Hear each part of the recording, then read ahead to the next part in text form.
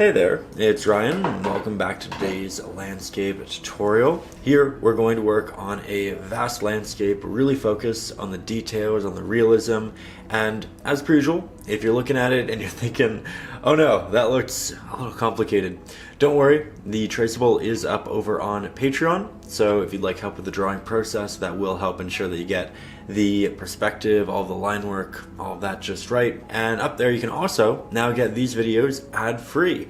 All of the videos moving forward, all of these lessons, you can watch without ads, and you can also watch them a little bit earlier. So if you're interested, check it out up over on Patreon. You can also find my ebooks and bonus lessons, all of that good stuff up there. So check it out if you're interested, but we are going to jump into this, have a lot of fun, and with that, let's get to it. We are going to begin here today by taking a 1-inch flat-headed brush, and we'll dip the bottom third of it into a little bit of water. Then we'll proceed to wipe the excess off. That's just to help keep the paint wet for a little bit longer. Then we'll grab an abundance of our titanium white, just a hint of our burnt sienna. I'll use the corner of my brush so I don't accidentally grab too much. But the idea is to render almost a warm white right here. And then we're going to go in and we'll start applying that around the tops of our sketched in clouds. Doesn't need to be neat and tidy at this point. It's the first layer and I will be able to see the drawing through most of it. Though I will bring this up to about the halfway point in the sky. And I might even go over some of these clouds and just sketch them in again right after. Now as we get higher up, the paint will dissipate and you'll see that transition into the canvas. Let's actually double down on the white in the mixture. Apply that right above our warm mix. We'll blend it down, we'll blend the warm mix up, and then we'll switch colors to using a hint of our ultramarine blue, a hint of our Mars black, significantly less Mars black than ultramarine blue, and yet again, a great deal of titanium white. Then we'll take this, we'll apply it to the very top, work that all the way across, and then we'll slowly start to bring down this blue mixture, getting a nice even blend with that burnt sienna, and you can see it's quite smooth because that pigment is still so wet, because our brush is nice and damp. Now, once we have that first layer applied, we're going to double down on the burnt sienna in our titanium white mix and render the most saturated, warm color we have yet. I'm going to take this, we're going to head right down here. We're going to look for a little opening in our clouds, and this is just going to be a bit closer to that horizon. It'll be a little bit warmer, and it'll be a natural transition of this color downwards. We will want to do a couple of layers, just make sure it's nice and thick, but we're getting there, and we're just about ready for the clouds. Now, when we get close, we can see the outline of a lot of the clouds, but some of them did get lost. So I'm just re-sketching them in here, using a little bit of Conte. And I like Conte because I can typically take it off with a little bit of water. It doesn't dilute pigment, but if you kind of struggle with the drawing process, again, you can find the traceable up over on Patreon, and that's a nice little drawing that'll help make sure that your piece looks just right. But here, I'm recrafting in the clouds, and we'll paint them in together in just a second.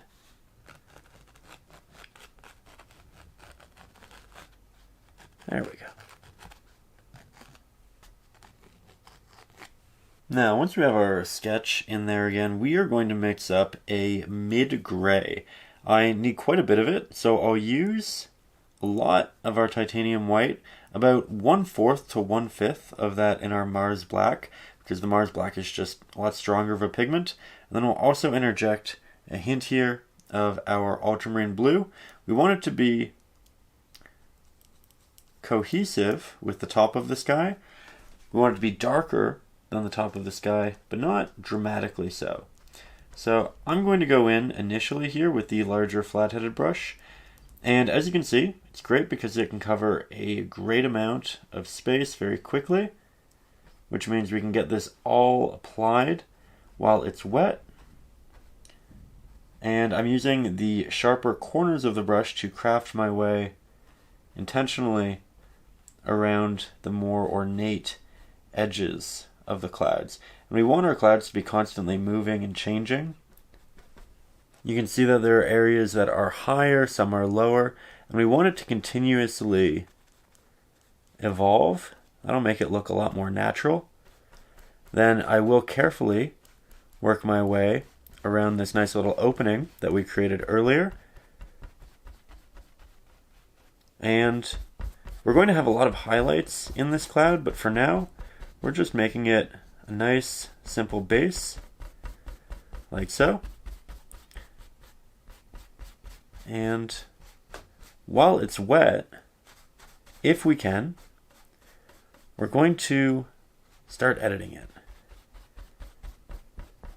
The first edit will come in the form of interjecting some additional Mars Black and Ultramarine Blue into our mix. We don't want to make it significantly darker, but we do want something that will look like a nice shadow on our clouds. Areas that don't get as much light, and we're going to apply this initially over here on the left-hand side towards the bottom of this larger elongated cloud, and we'll let it dissipate. We'll let that paint run out as we get towards the center and as we move towards the top. So I'm now softly with my brush just doing a little tap and drag, working on a gradient from light to dark, top to bottom, and again right to left. We can also do a soft blend here at the bottom by dragging the brush less far. If you drag the brush a dramatic amount, then we'll probably get something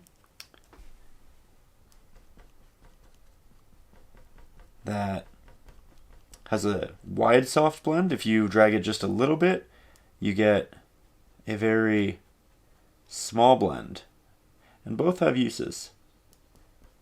Neither is right or wrong. Now I think I'll go back to a little bit of the brighter, put that back on the top, and get a nice smooth blend. That can happen if the paint starts to dry. You can always go back to the brighter mix, rework that in. But we're going to have a lot of nice pinks in this as well quite soon. So right now I'm just trying to allocate some good shadows. As for the clouds on the right hand side here, I'm actually going to put the shadow more so towards the middle of them and blend it up and down.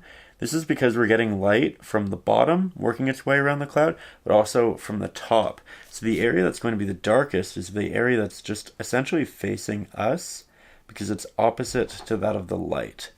And we'll just soften that like so. Now, as for the bottom, we're going to grab a little bit of that burnt sienna, a bit more of our titanium white.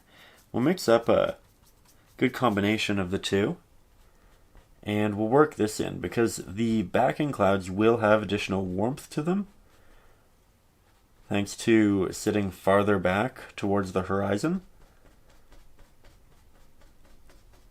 And I'm going in with a fairly basic mix initially. We'll work that over here to the left. We'll let it dissipate and run out. Maybe we'll do a little bit of a blend with the still wet portions of this cloud. And then we'll go in with an even brighter mixture, adding additional titanium white, maybe a hint of additional burnt sienna, though you don't have to. And I'll just apply this to the very tops of the areas that are next to the opening, and that'll just make it look like light is working its way down and brightening the edges. Okay, so now what we're going to do is we're going to render the most burnt sienna heavy mixture using a hint of Mars Black, mostly titanium white, and we're going to use this right under the brighter clouds that we have towards the bottom. And this is going to be essentially semi-transparent clouds in the background. You can partially see through them, but not completely. And this is just a way of interjecting more layers and more warmth to our already fairly tiered set of clouds. Here I'm just going back in with another layer, brightening it up a little bit. We are working with acrylics. They are innately going to be semi-transparent, and that can be great for building luminosity through subjects and having things stand out in a beautiful way. But it does mean sometimes you'll have to go back and do a second, third layer, and that's really just what we're doing here. Slowly re-interjecting more titanium white, placing that towards the bottom, trying to keep the saturation of the burnt sienna, but slowly overtaking the darker hue that we had. We let this dissipate as we move towards the left, and again, this is slightly darker here than what we have here. It's also a little bit more saturated. And we can put little pockets of it in between different sections of clouds, very softly, blend it out, and that'll just make it look a bit more diverse. Now we're going to add just a hint of cadmium red to our palette, and we'll start a mixture with it, about half that of our burnt sienna.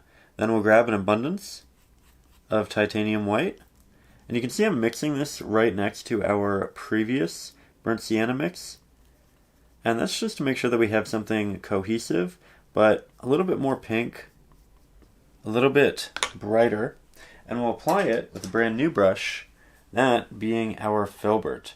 As you can see, it has a nice round edge, and that makes it great for crafting subtle blends. You can also pick up a good amount of paint. So here, we're going to go in, make it nice and damp. We'll grab some of those pinks, and the light's coming in from behind, but also from the right. So we're going to start crafting our highlights along the right-hand side of the larger protruding portions of our clouds.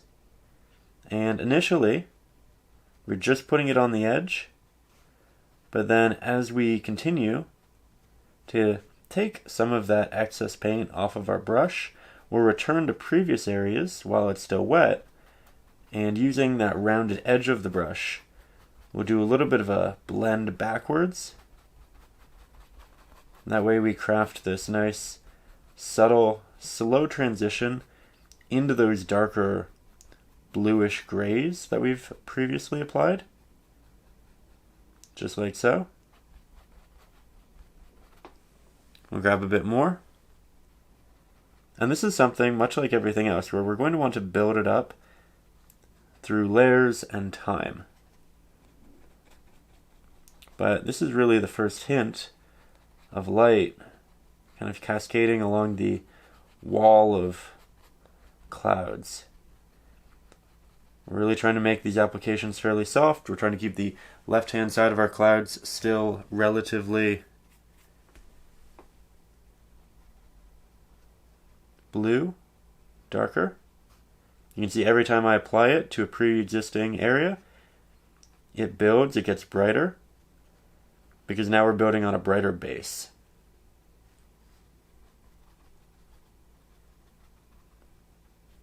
And I'm leaving little openings here and there to show that there's separation within the cloud, and this is an amalgamation of clouds.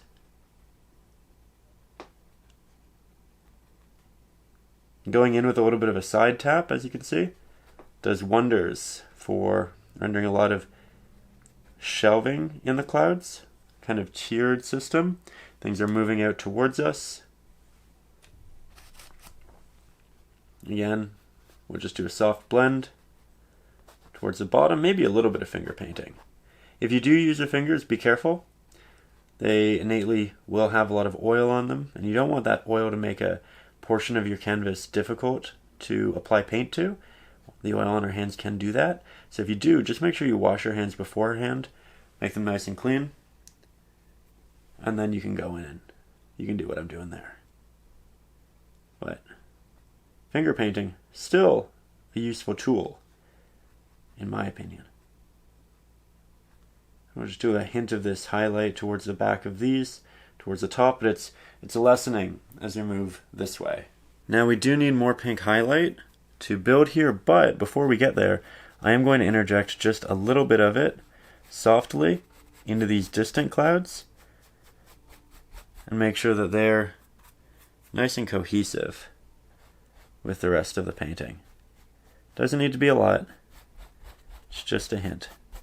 Now we're just going to add a hint more titanium white to our mixture, brighten it up, and then we're going to switch our brush to something we haven't used yet, that being the smaller liner brush. Great for minute detail work, which is what we're about to start. So I'm going to make this nice and damp. That'll condense our bristles, make them great, sharp, and ready to really get into the edges of these clouds. Here you can see I'm applying it to the right hand side as we have done previously. I'm going to work my way in to some of those protruding little shelves we talked about that we accomplished using the side of the filbert brush. And this is a nice bright pink. It's not too saturated though. I think that's important. We'll just slowly build this in those protruding areas, the areas that stick out the most, the areas that are going to catch the greatest amount of light. That's what we're applying to right now. And then we're doing a slight blend back for a lot of it. Because our brush is damp, we're able to get those nice sharp markings, but also our pigment is fairly transparent. So we'll have to go back and we'll have to do this a number of times. You can really see the difference over here, though I'm not going to do as much towards the right hand side because I don't want to draw the eye away from the center of the painting, and the eye will innately go to the brightest point of any piece. So we're going to add some of this over here, but we're not going to overdo it. We'll keep it nice and subtle, at least initially. And as we build up the center and the details through here, then we can go back and build them up more through there as well. We just need to make sure that this area is a bit more bold, a bit more saturated, a bit brighter. I like that a lot. Definitely getting there.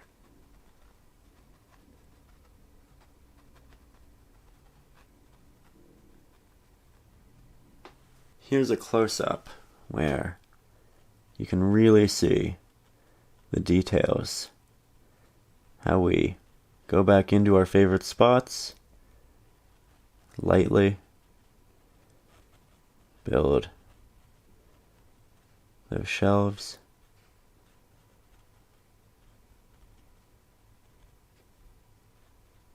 Starting to really like this.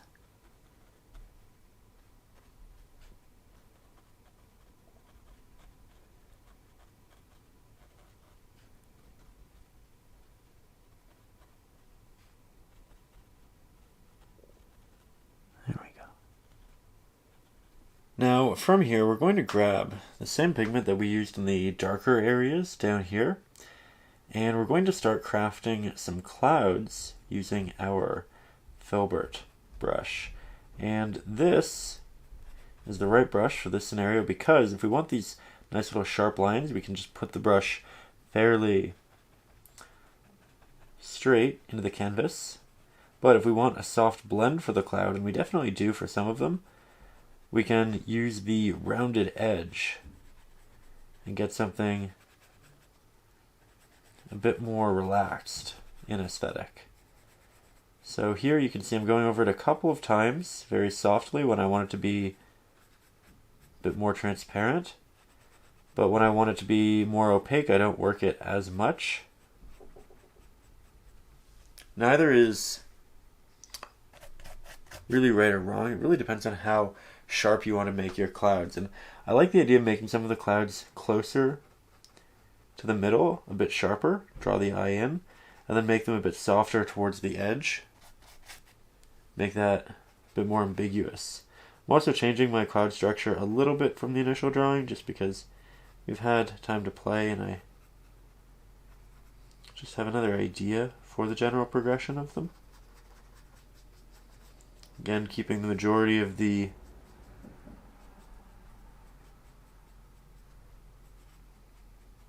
more opaque ones, the more dominant ones in the center. at least more central. Right now I have a lot of water on my brush and very little pigment, so I'm getting these extremely transparent markings, which I like a lot. And then we can also do some towards the top once we have very little pigment on our brush. And these can feel a bit more naturally wispy and just move with the setting. Taking some of the pigment from the bottom, working it up. Really don't want a lot of paint towards the top. I also don't want too much water. We don't want a lot of either. We just want something nice and subtle.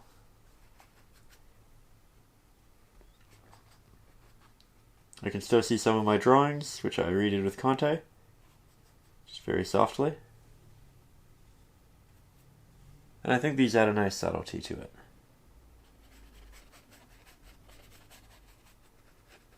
There we go. Again, apologies if my hand is occasionally in the way. Trying to be cognizant of it. Kind of in a new space painting right now, and the lighting's a little bit different, the angles are a little bit different, but I'm working on it. I think we're figuring it out.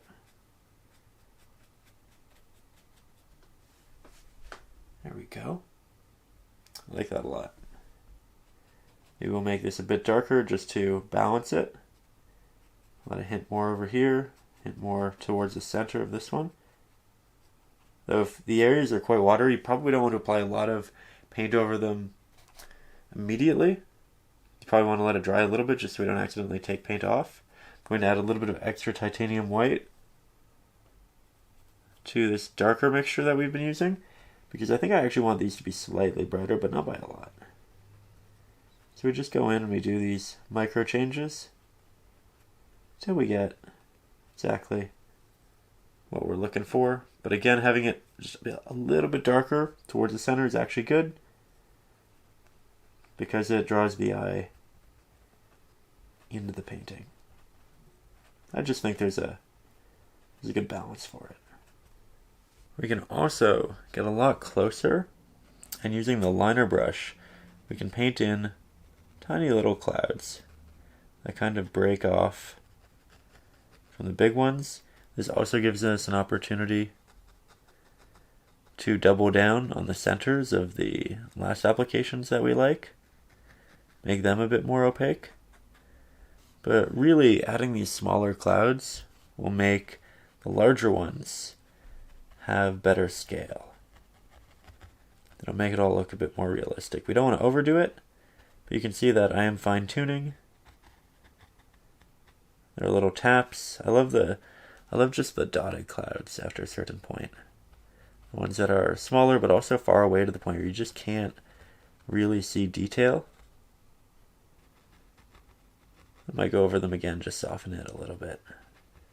You can do this with the liner brush, you can do this with the filbert. I like this liner right here because it's just so sharp, easy to craft these details.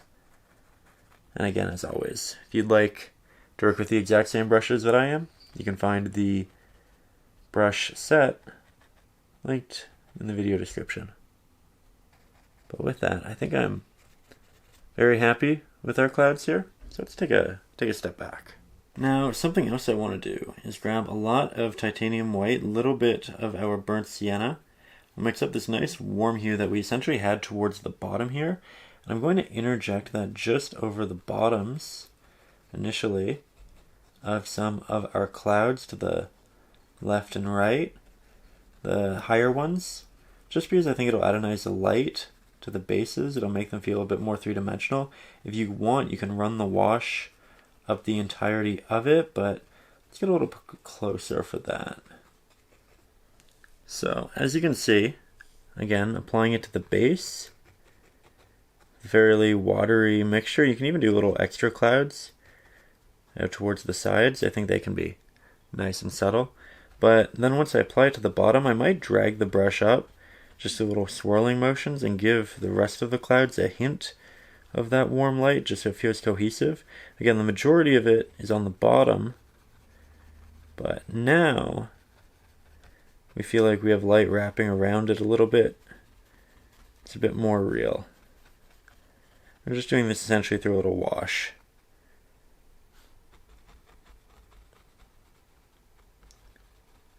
And you can double down, you can go back and you can add more, especially if you end up dragging the majority of it upwards. But there's a lot we can play with. You don't have to do this. I just thought it would be a nice little warm inclusion on the rest of the painting. There we go. And of course we'll do that on the other side.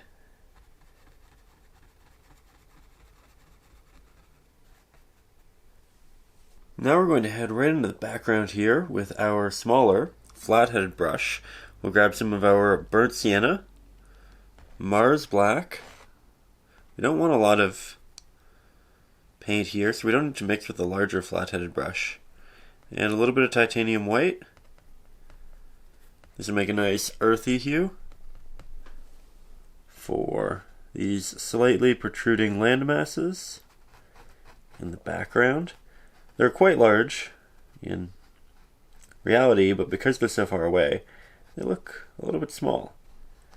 And we're using the sharp head of this brush to craft these very intentional, clean lines. We can also work this towards the bottom and give it a nice fill in. We'll paint actual details in it a little bit later, but I do want to give it a chance to dry.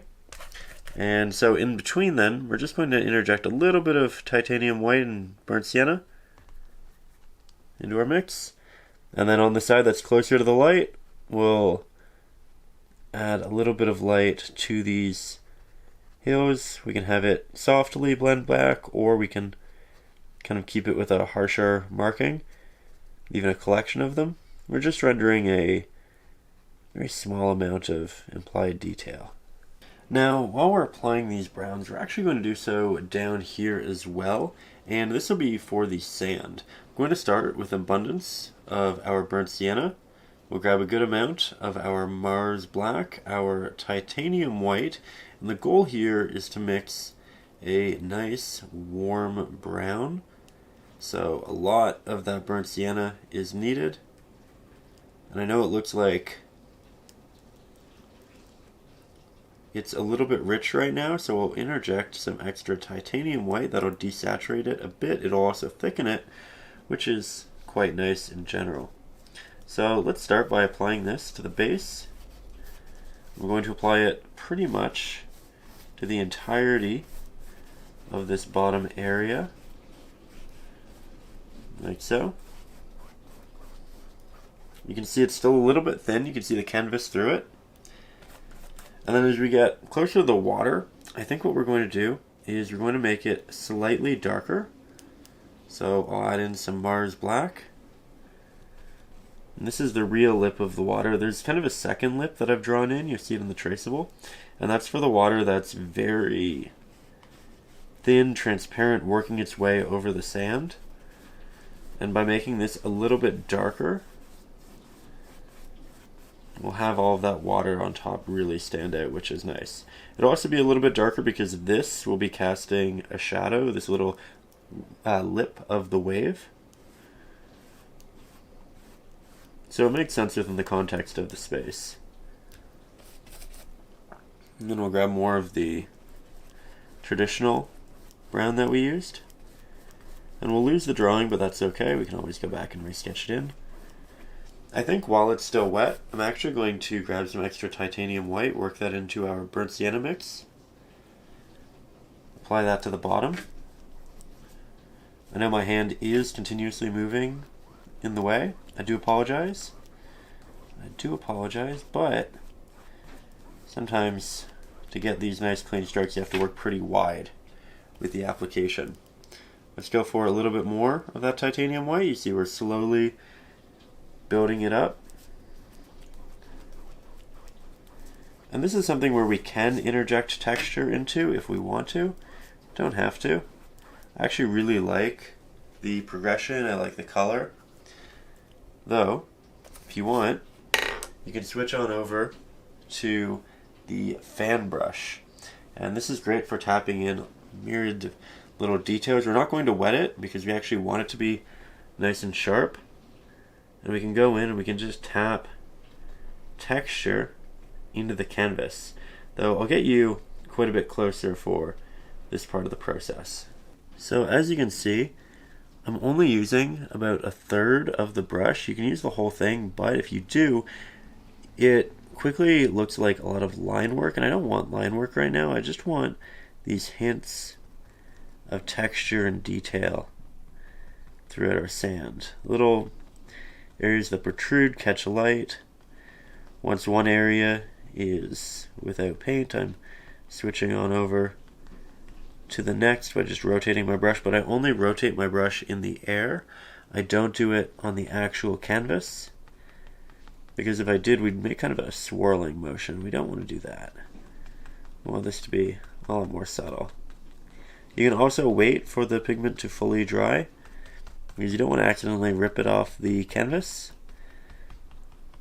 Lift it through this process, but I think mine is dried just enough that I can go in and do this fairly safely. You can see that the brush isn't always tapping with a horizontal marking. In a lot of cases, my brush is a little bit rotated, and that's just to get something a bit more unique throughout all of this. Now from here, we're going to split our water into two different sections. One is going to be essentially the foreground, one is going to be the background. And we're going to do this just so we can blend wet into wet in each without worrying about drying in the other areas. So here, I'm going back in with the larger flat-headed brush. We're going to grab, for the first time, our cadmium yellow hue. This will be great for rendering a bit of a green with our ultramarine blue, and I'm using about half and half right now. We're going to make it significantly less saturated and a bit brighter with the titanium white. Then we're going to make it significantly darker with the Mars black. And as you can see, we're starting to get this nice grayish green. Let's double down on the blue so that it's a bluish green, something more in the lighter teal realm, I think could work well for the highlights. Hint more titanium white. And I actually really like this pigment. So what we're going to do is we're going to take it using the large flat-headed brush. We're going to work our background water in, making a myriad of small horizontal markings. And I'm doing so because when we make one elongated marking, typically it bends up or down dramatically. I don't want that. We can also layer a green tape over our top portion, a painter's tape, and then just paint a perfectly straight line, but I think I'll get it pretty close and we can always touch it up later. This also has a little bit of painterly character, which I like. That said, once we have that top area, we're going to start working it down. Just like so. I'm not going to worry too much about the drawings of the foreground. We can always rework those back in. So we'll bring that down to here. Then we're going to switch our color just a little bit. Add extra titanium white. Recreate a bit more of a brighter greenish blue, like so. I like that. We're going to bring it down to our first wave, which is still in the background, but we'll have this cut across. And then once we have it essentially taking up the rest of our background, with the exception of where this wave is going to be, we can start blending it into the last application we did. Working a lot of it horizontally, so if you see brush strokes, that's actually okay. Should look pretty good. just kind of movements within the water. And then we'll go back to a darker version, but a fairly saturated one for the wave. And it's pretty distant, so we're not going to have a lot of detail on the wave, but we're doubling down on our blue in relation to the yellow through just about all of this. I'll do it one more time, make it a bit brighter, just a little bit. I think that should work.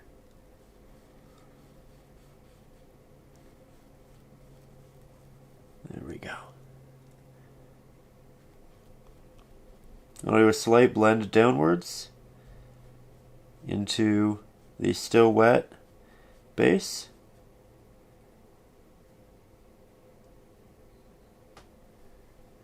Just like so. Now we'll add the detail in soon, but while we still have all of these nice greens on our palette, we're going to now move into the wave in the foreground, and I'm going to first apply this highlight into the area in between the larger wave and the area where it's washing up on shore. Both the larger wave and the area where it's washing up on shore are going to be a little bit darker, because with the area that's washing up on shore, which we'll do right now, we're going to have more shadow from the wave getting larger and accumulating as it builds up over the shore area. And the area in the actual wave is going to be a lot darker because it's this, again, large accumulation of dense water that the light can't really move through efficiently.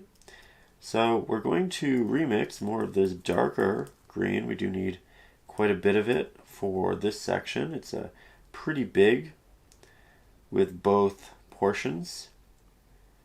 So we just go back and forth with all of our pigments till we get a nice big amount. I think this would be great for washing up on the shore. So initially, as you can see, I'm not really doing much over the sand, and I'm not going to with anything opaque. What we have right now is pretty opaque. I want it to be nice and transparent when we get there. Going for a nice smooth blend into the lighter pigment. And then we're going to make this even darker. So additional Mars Black. When we do that, we desaturate, so I'm also going to go in with some extra blue and yellow. There we go. And with this, figure out where that wave starts. This is where it kind of creates that larger crescent shape. This will be the darkest pigment in the painting, and intentionally so, because we want our eye here and we want the most contrast in this setting. Now what we're going to do is we're going to make it a bit brighter, more saturated again. So every time I'm adding white or black, for the most part, I'm going back and I'm adding more of our saturated hues, the ultramarine blue and the yellow. And now I'm applying this slightly darker than this area mixture, but brighter than the wave, right below the darker wave, but into the highlight, and then I'm kind of dragging it out into the highlight while the highlight's still wet. So we have these little movements which work back and forth. And then we'll drag that mid value up into the dark area, like so. We can even take some of the darker pigment and we can work it into portions of the foreground water, just through like horizontal-ish markings, things that will look like this shadow within the wave. There we go. We don't need a lot of it. We just need a little bit.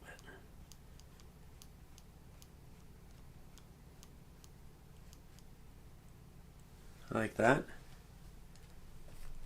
Already starting to find our form. Now we'll go back to our highlight. And the top of the wave is going to be a bit brighter because it can actually catch light, and significantly more so. So we're just going to work this around the top. Again, we don't have any detail in yet, so it's all going to be looking pretty flat, but that's okay. Detail is coming soon. And we can also start to move a little bit of the highlight down using that same large flat-headed brush. Like that. We don't have to do a lot of it, just get that idea going, get it started. And again, this is a wave in the background. This is our wave in the foreground. Goes from this medium green to really dark, to darker, but not super dark, to bright, and then it progresses into dark again with these little splashes of the darkest green. I know that's a lot of almost seemingly ambiguous notations, but I think it makes sense when you think about it in the context of everything we've just done and talked about.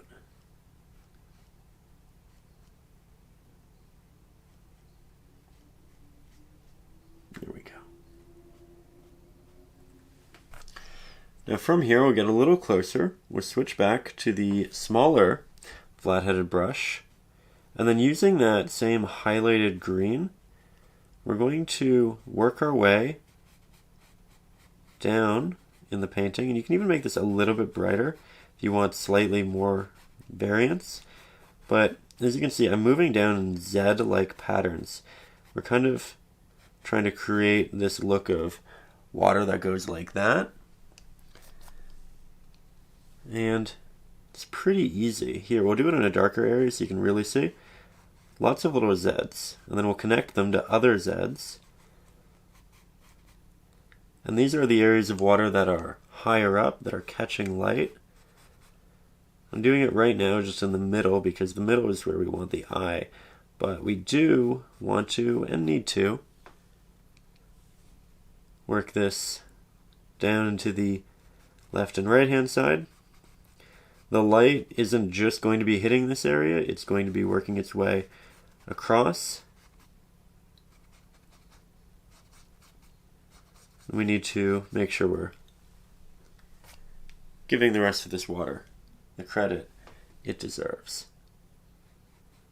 You can see that my mix is also pretty watery because as it starts to dry it gets more and more subtle, which is good. It gives us an opportunity to try things before we say, okay, you know what, I really want this highlight here.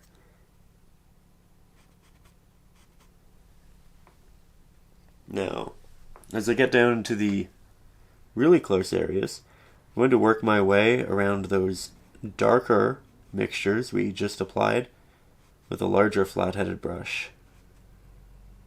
And that's going to give us a heavy contrast. Really draw the eye in. So we'll be fairly careful through here.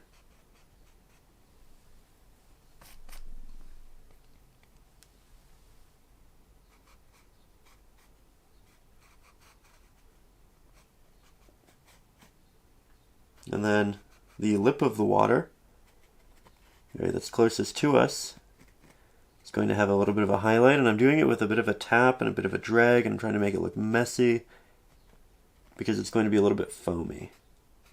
And that's going to have texture.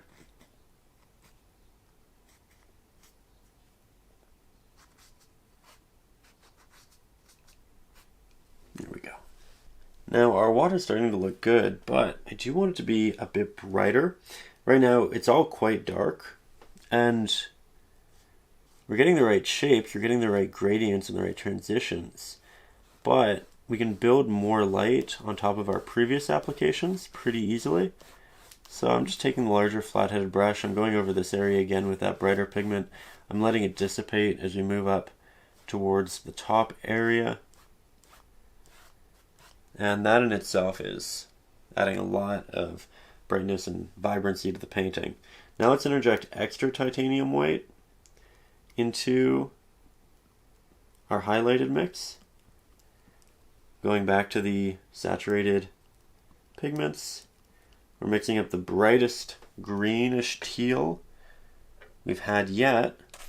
Switching on over to the smaller flat-headed brush. And now I'm going to go back again into those Z-like patterns. But I'm going to do it over top of the ones that we've just incorporated. So we're really just doubling down on the areas that we like, adding more light, adding more defined, intentional form, brightening the areas we love. And as you can see, we have not spent a long time going over this again, but it's already having a dramatic impact. And that really is the beauty of doing the initial layer, getting the idea of where we all want it, so when we go in with something much more impactful, we don't have to be hyper hesitant or worry, am I putting this in the right place?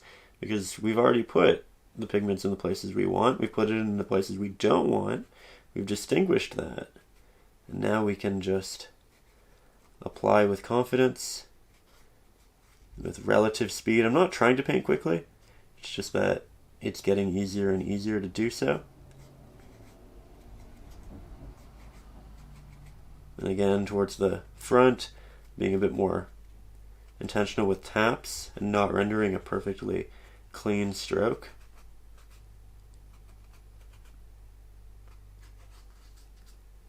Just like so.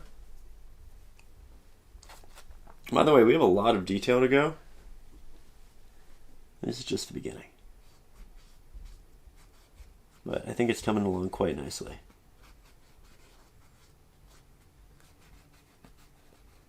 There we go. You can even do little drags with this highlight over the back, little horizontal markings. Just shows that there's movement in the water in a very subtle way. The brush is very watery itself, so we're getting extremely transparent markings for the most part. If you couldn't see this on camera, I wouldn't be surprised. And that's honestly okay. It's just the idea that there's this very subtle application, potentially, in the background. But I like that a lot. Now, while we wait for that to dry, we're going to go back with the fan brush and the pigment that we used right back here. It's not too dark, but it's a little bit dark. And we're going to make a lot of tapped horizontal markings. And this is just going to add a small amount of texture. Gives us the implication of a little bit of light, a little bit of shadow, hints of waves in those far off areas we can't really see. It's really quick, it's really easy. You don't have to do it if you don't want to interject this much detail into the background, but I think it can be a nice touch. And again, I'm just using the pigment that's left over on my palette that was similar to this. It doesn't have to be the exact pigment, it could be a little bit darker, it could be a little bit lighter, but I let it dissipate and run out as we get towards that highlighted front area. Really don't have much of this pigment left, but we'll make use of what we have.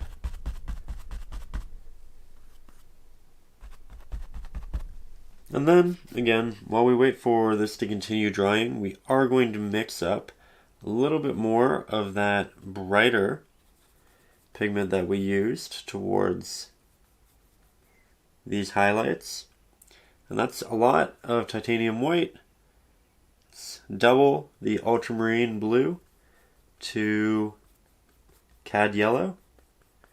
It's probably a hint of Mars black, but not much. You can see I'm taking off the majority of the excess there. We'll make it nice and wet. And then even in the background here, I'm going to go in with that smaller flat-headed brush. I'm going to do a little bit of this horizontal marking, working it up. This will probably overlap some of those taps that we did.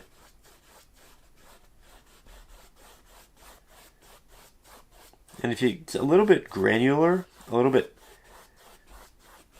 toothy from the canvas, that's actually okay, because it'll give it that same impression as all of those little darker taps. And now we have the darker taps, we have this impression of the lighter taps. We're also just brightening our space, which is something I wanted to do. We're just building dark to light through each layer. And soon we'll have water as a whole, which nicely reflects that brighter sky. It's not a truly bright sky. It's not like a daytime blue sky, but it's relatively bright. And I think this layer is doing a really good job of getting us to where we want to be with it. Going over it a couple times, continuing that build up. You can still see all of that nice texture in the background. Going into basically just a wash towards the top for brightness' sake. There we go. Starting to look good, and I think we can hop back into here because it's finally nice and dry. Now, I'd also like to note that this wave, incredibly incomplete. We're waiting until we get the highlights and the movements in this back area done and perfect. That way we can layer a lot of this wave on top of it, especially as it splashes up. But just so you know, this is something that we need to put a lot of additional time into. For now, though, we are going to grab a lot of our titanium white, ultramarine blue, our cad yellow. We'll build up this really pretty, fairly dense, because of the titanium white, greenish teal. You can see that it's the brightest one that we've rendered thus far, and I'm a big fan. So what we're going to do is we're going to switch now to our liner brush. We'll make sure that it's nice and damp, dip that in some water, wipe off the excess. We'll grab our pigment, and we're going to go over those highlights yet again. But with a lot of this, I'm not doing a full line. I'm doing a lot of a tap with a drag, and it kind of connects to a point, but not always, not fully. And the idea here is that we're just interjecting additional light, additional detail. It also could still be brighter. This isn't the brightest pigment possible, because we want to be able to build later on. And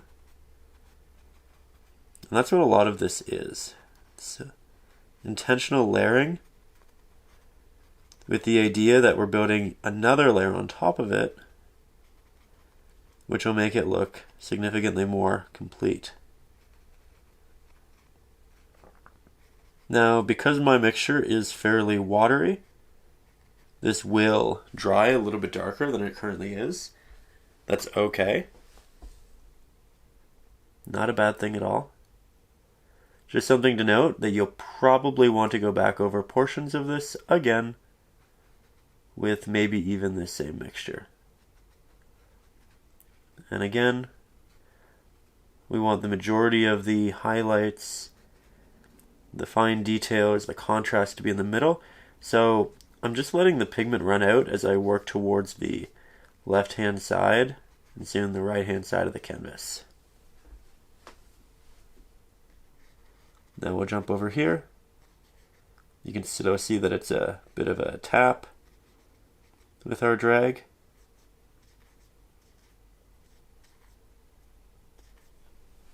And we'll do this front area as well. This part of the painting really is cathartic, as we're doubling down on ideas we really like. So it's that thing of we're consistently just applying pigment that we know works in areas that we know we like.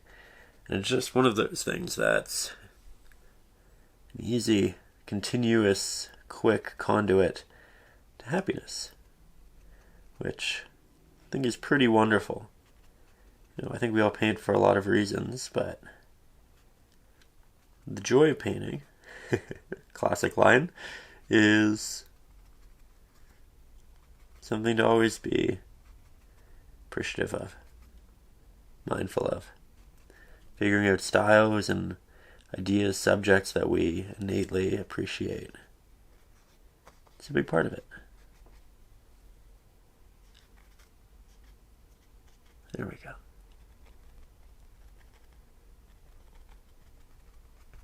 Now, as I just noted, this area can only be done once we're done the back, and we do want a lot of this hue in the back. We can see just how dramatic it is in relation to that which we've had. You can see that I'm going in with the smaller flat-headed brush. You can see that we're doing a lot of horizontal lines which are dissipating as we move up towards the top. Trying to apply less and less pressure as we do move up towards that top area. But this is what's really going to bring in those bright values from the sky in an impactful way. I'm going to close a lot of the gaps that are closer to us, and then make the line work smaller and more sparse as we move up towards the top.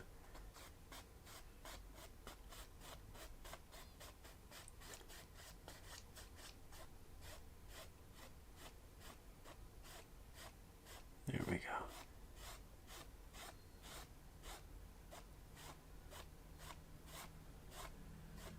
Trying to apply as little pressure as possible. But I think this is one of those steps where even a little bit goes a long way.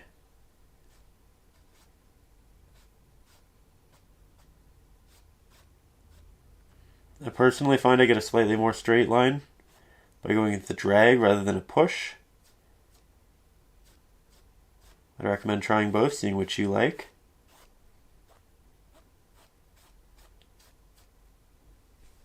Just like so.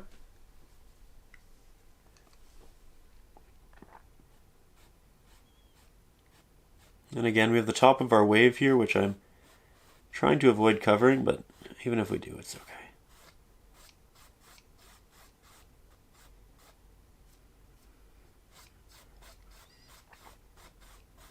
Fairly quiet through this section, just so I can really concentrate on getting the sharpest lines possible. But I like that a lot. We can use that same brush to work some of that highlight down into here. Work it up the edge of this wave.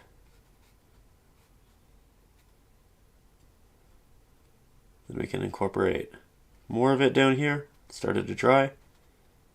So we can re-interject. I use the liner brush initially, and you can go back and you can still use a liner brush. You can use whatever's comfortable. But here's just an example of the fact that we can use both. And I'm not going to do a lot of it really close to this wave because this wave will cast a shadow a little bit down here. So I'm going to be mindful of that and attempt to layer this closer to the top.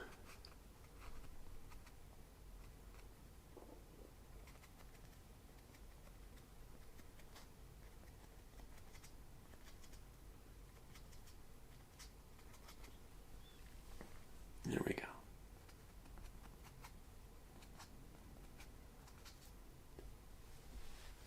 Like that.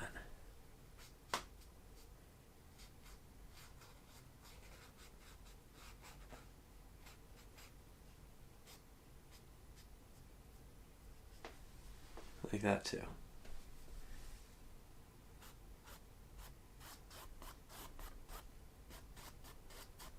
Essentially glazing right now. It's just a watery mix left on the brush.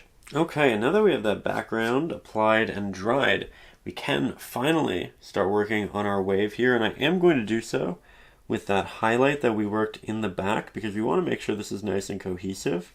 I'm going to start by essentially lining the top of my wave with it, but I'm going in with this tapping motion so that it's a little bit rough and it feels like that water is rushing over and creating these different unique movements, interesting intricacies. So we'll build that up nice and clean. Go back in a little bit more.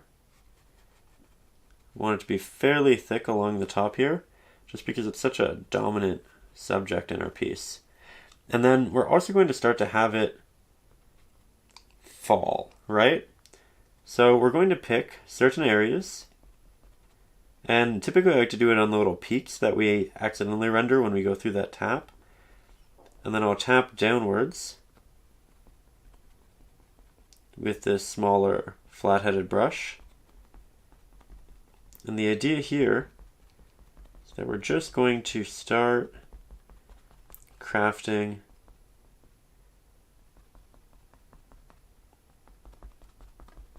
almost line work for our falling water. And it'll fall sometimes in clusters and chunks, and other times it'll be a bit more unique, less widespread. You can see the bottom of it, I'm also trying to make a little bit brighter as a whole. I'll move you a bit closer. Now it's also worth mentioning, because our brush has a good amount of water on it, the first applications will be semi-transparent. We're going to double down on the ones that we like, but not all of it, because I do want a lot of these markings to be darker. It is on the other side of the light, and because of that, it's not going to be sharing that same bright, luminous hue that it has at the top. That said, a lot of it's falling, especially down here towards the bottom. It's essentially reaching that bottom consistently, and then it's splashing back up. So while a lot of my markings have been going like this, now they're at the bottom and they're splashing in the other direction.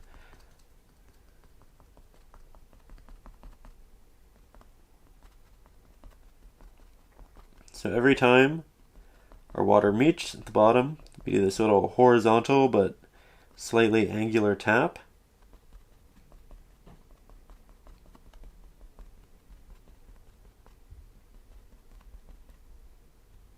And it won't always meet the bottom. I'm going to deviate a little bit from the reference photo.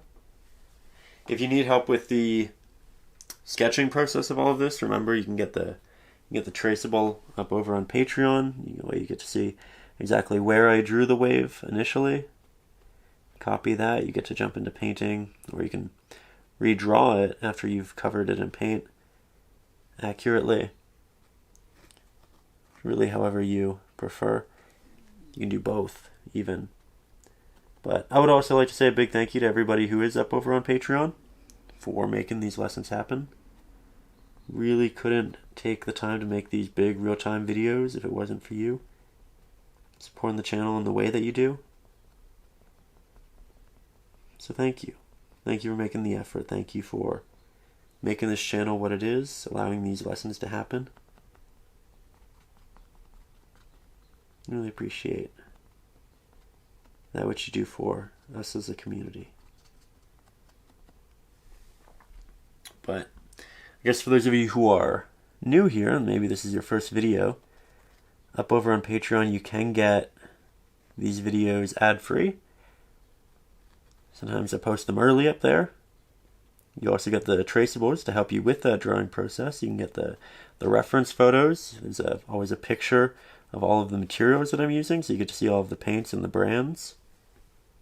I always use the same brushes. These are from my brush line, but you get to see all of the paints and everything else. So hopefully you find that useful. Up there you can also get a bunch of bonus lessons. We're currently working on a big 24 by 24 inch canvas. Those videos are exclusively going to be posted up there, but it's of this nice, highly reflective running lake. It's pretty neat. But we do big bonus videos up there. I have a couple series of 24 by 36 inch canvases if you want to work on something big. And of course you can get all of my ebooks up there, which include Acrylics for Beginners, which is essentially the essentials, everything you need to know about acrylic painting before you jump into your first.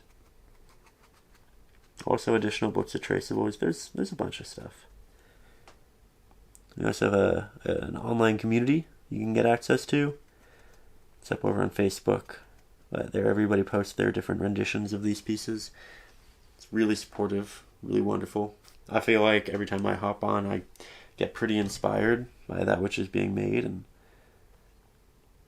I think that's such a wonderful thing, having that consistent inspiration. And just seeing how these lessons can be done in different ways, right? Having interjections of self, making them unique, and I love that. These lessons are always meant to be a guide to help you. They're never meant to kind of handcuff you to a certain idea. If you want to try something else, I always say go for it. Have fun, make it your own. There's no right or wrong. Art's very subjective, and I like it that way. I think it makes it more fun, more unique, more emotional in a way in other landscapes, but I think they carry a lot of emotion. That said, I'm going to grab a lot of our blue and our titanium white. I'm going to mix this right beside our previous highlight, and this is going to be for the wave. Still want a hint of that yellow, but not as much. I want this to be a predominantly blue mix. It's even brighter too. And with this, we're initially going to apply it with that same flat-headed brush we've been working with, just for the top. And we can do this on here as well through this loose tap, because we do have this distant wave. And this will build our values and make it brighter. We can work it down a little bit.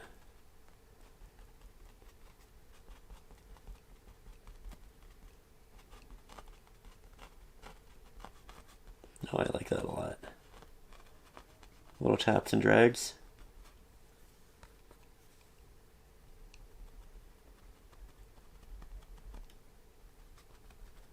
You can see how it's starting to stand out in a very unique way.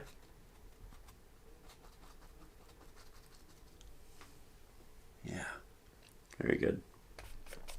Okay, now we're going to switch to our liner brush, which admittedly I seem to have misplaced. So give me 1 second. Update, I found the liner. We're going to go in with that nice bluish green hue, and I'm going to tap on some waves which are kind of now expanding, exploding upwards, finding greater heights. And this is a really fun process to kind of elevate our waves, make them a bit more unique than something that's just rolling. And the higher you go with this, the more blue you can make it. You can just slowly interject more and more. But for now, I think this is pretty good. And I think we'll also have a second larger splash over here. I can see one in the reference photo and I like it. So we'll interject that. But with this, it's just a lot of tapping for the most part, until we start to again have that rolling down effect.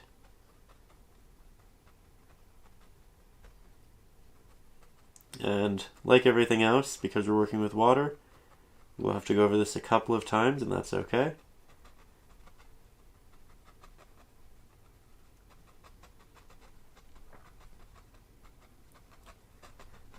You can see we're starting to build volume, making it a bit more three-dimensional as it falls.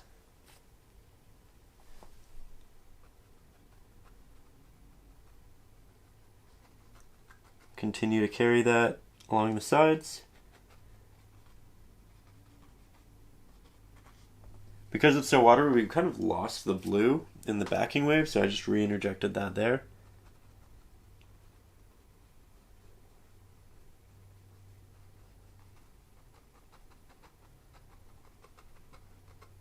We go down for that staggered effect.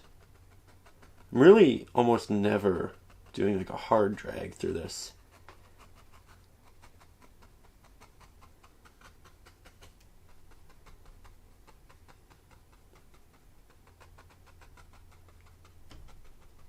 A lot of it's just an intentional tap. We can also take more of it with this brush, incorporate it into some of the true highlights that we have down here. Again, not right in front of the wave, because that should be darker, but the areas down here definitely deserve a little bit. Be careful not to apply too much pressure, or you will get a larger marking like that. And we're going to add a lot more detail to this very shortly. The wave, that is. We're always adding more detail to this bottom area. And here we're also just doing a lot of taps at this point. Those taps add scale, it adds grandeur to the larger waves. It's a lot like the clouds where we mentioned the smaller clouds make the big clouds look bigger. Adds scale. Makes it all relative.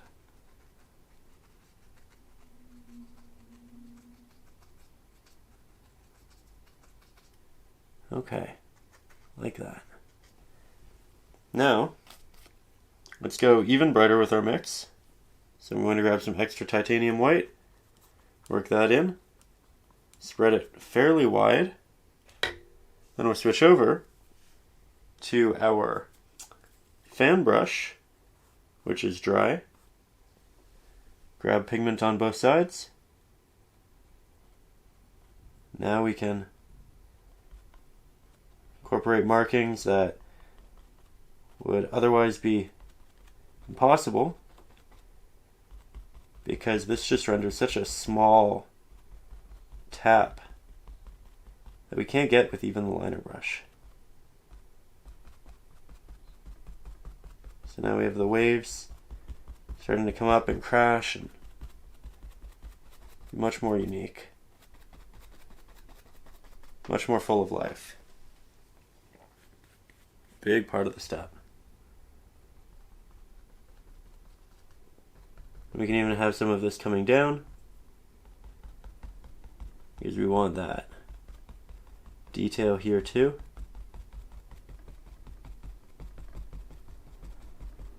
This is going to be close to the most detailed area in the painting, if not the most detailed, and that's actually a great thing, because it's towards the center of the painting. This is where we want the viewer's eye anyway. So this detail is very much a benefit.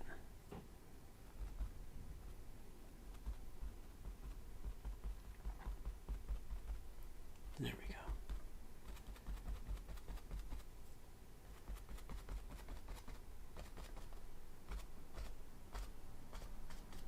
Adding some of that to that backing wave. We can take some of it, add it to our foreground. I'm not going to be perfect at applying this over pre-existing areas because it's pretty loose and more difficult to handle the fan brush, but we are still able to get some of it. I think it builds nicely. And here we can just have a nice little close-up as we embellish one of these waves. So now we have 3 rising areas, which I like a lot. Again, I changed this a bit from the reference photo, but I think it's more what I want right now. And that in itself is an important lesson. Just because it's in the photo doesn't mean you have to do it. Again, feel free to make pieces and all of this your own and have fun with it. Let's get even brighter. More titanium white into the mix. It's not a pure titanium white, but we're getting closer and closer with every interjection. And this is going to build on the depth as well. Every time we do this, we get a little bit closer. And we build more depth. because now we're adding in an additional value, creating separation of texture.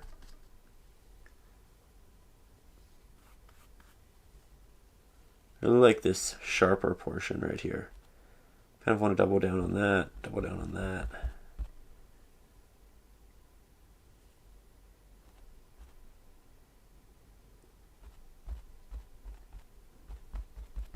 You can see now we're purposefully finding areas we like and making them a bit more prominent. And I like how we have a little bit of it kind of up in the sky, overlapping our clouds, overlapping the distance.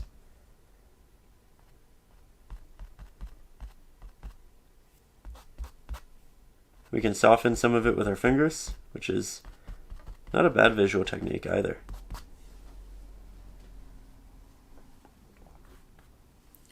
That said, still have quite a bit to do, so I should probably take a step back. Make sure A, this looks the way we want it to, but B, start working on the next step. Now I'll head to the bottom for a second, switch over to the larger flat-headed brush, and I'm going to remix one of the somewhat mid greens, not too dark, not too light. We have an example of that still here on our palette. We have a hint of Mars black, we have a good amount of titanium white, but for the most part, we are really trying to find something in the middle, something we can build on. I think this is perfect. So I'm going to make this nice and damp. And again, the initial drawing was in the traceable, but I feel pretty confident I can refigure it out. So I'm just going to draw on what will essentially be a little bit of water washing its way onto the shore. Now I'm going to make my brush very damp. We're just going to continue to work our way in, leaving little openings. I'm going to wipe off the excess pigment. I want this to be very watery. I want this to be nice and transparent. And you can see my brush is rarely leaving the canvas. I'm just kind of moving back and forth, up and down, especially along the edges. That's where a lot of it connects. This is a really quick, easy way of getting some extra detail, but also some really neat transparency in the painting.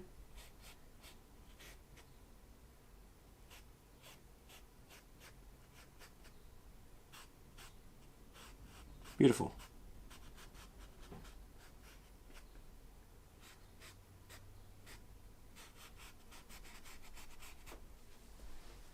Okay, I like that. Let's make it a little bit brighter now, interjecting additional titanium light. Let's switch over to our smaller flat-headed brush so that we can get a bit more detail-oriented. We're going to go to the front of it. We're going to re-interject the previous line work that we like. We'll start moving it back through portions of our highlights, but not on all of them, just the ones we really like. Just like so. Now, we're going to go back to our large flathead. We'll make it even brighter. Might mix in a hint more of our blue. Switch over to our liner. So this is our third brush that we're using for this technique, for this area. Now I'm doing little taps along the top of our last brush stroke. Our last brush stroke wasn't big, but it's big enough that we can differentiate a top and a bottom with a little brush like this. And we can do that for a lot of these movements. I'm just going in with that tap. We're adding in texture that we're all familiar with because we used it up here. It's going to feel nice and cohesive.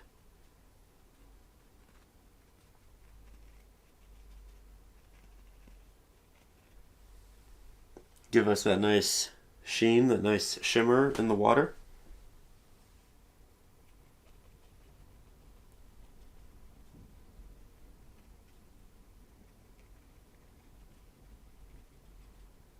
There we go.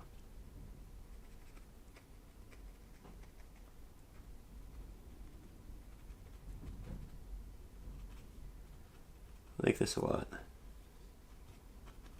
think we're getting there. I'll get you a little bit closer for some of this detail work though. So, as mentioned, we're going in with that liner. We're going in with these tapping markings. We're applying it on top of the markings we made with the flat-headed brush. And I'm also taking steps back just to make sure that I'm not applying too much or that they are too large. Often when we're too close to the canvas, it can be difficult to differentiate what detail is too much, what is too little. So just taking those steps can be highly beneficial. You get to see it as a whole. You get to see it as a cohesive, larger piece. And that's really what we're aiming to do through that process.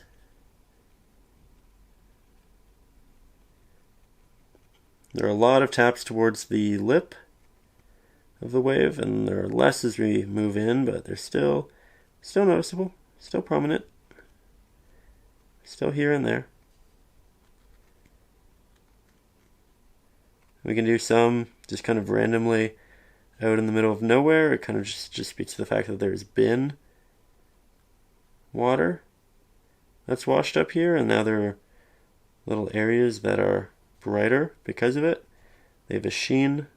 Maybe it's a rock that's being highlighted. Maybe it's just more of a sand with a protrusion. We can do it back here as well.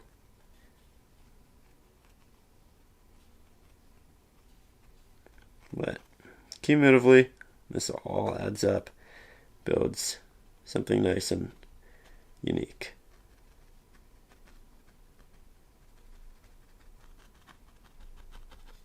There we go.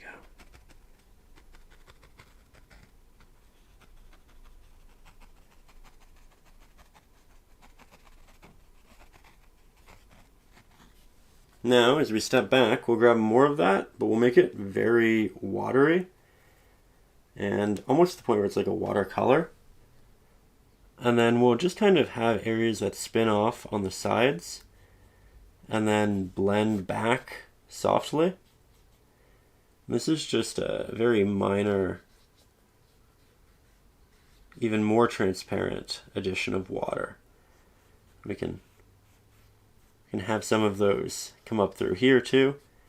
And this just gives the painting the look that there's this sheen to just about all of it. None of the sand is truly dry. If you walked up, you'd feel this really relaxed, sink-in setting and feeling.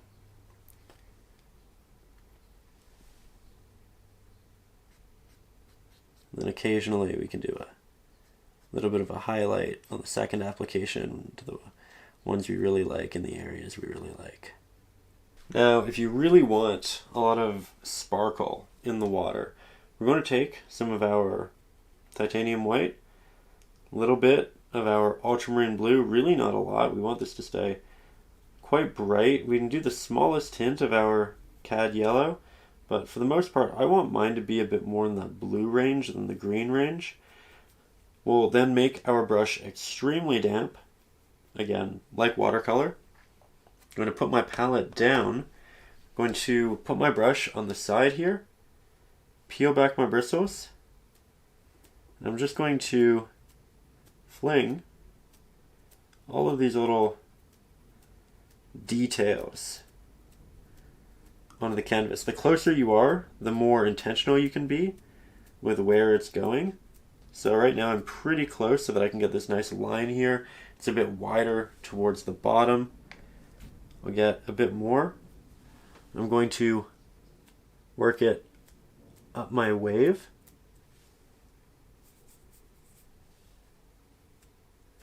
Again, close so that I have more control.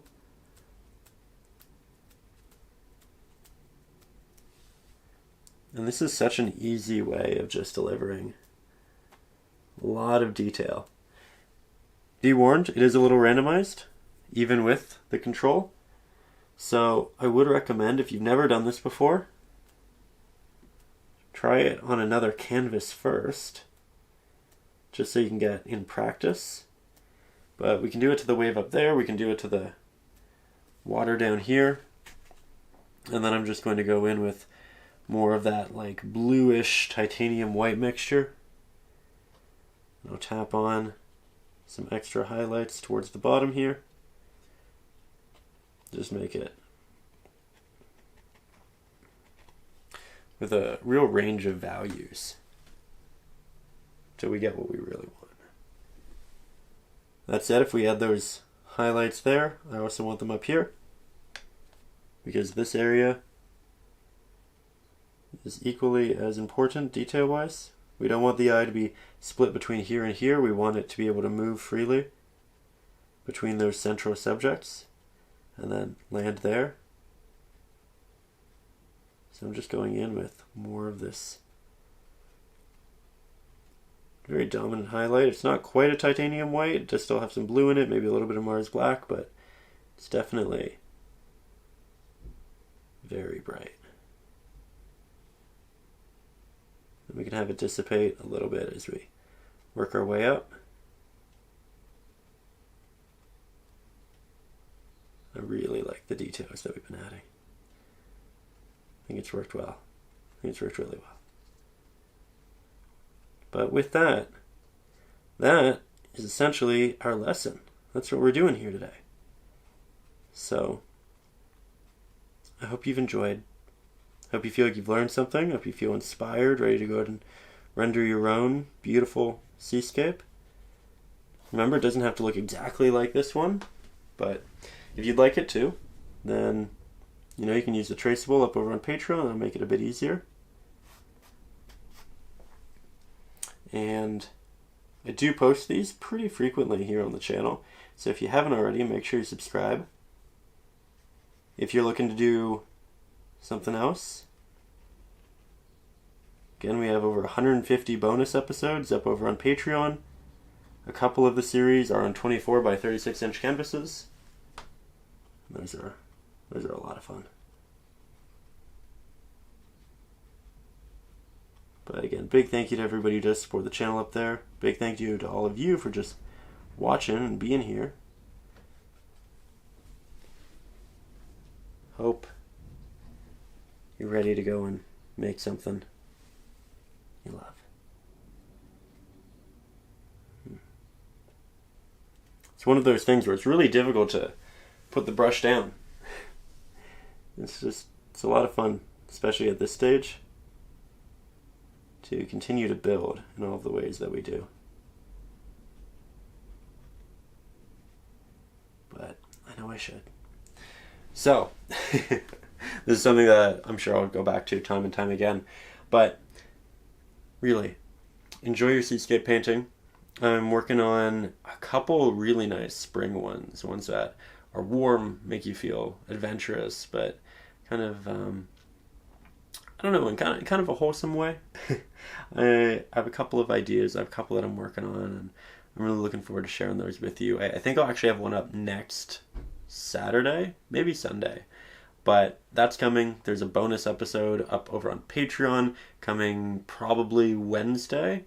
And that'll be the first painting episode of the 24 by 24 inch piece. I just uploaded a 30-minute drawing episode last week where we essentially just sketch it out and I walk you through my process of doing that drawing. So with that, I'll see you soon. And above all, as always, stay creative.